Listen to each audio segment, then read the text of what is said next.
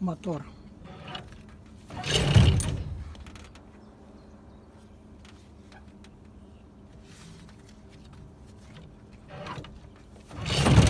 Заводим после замены помпы.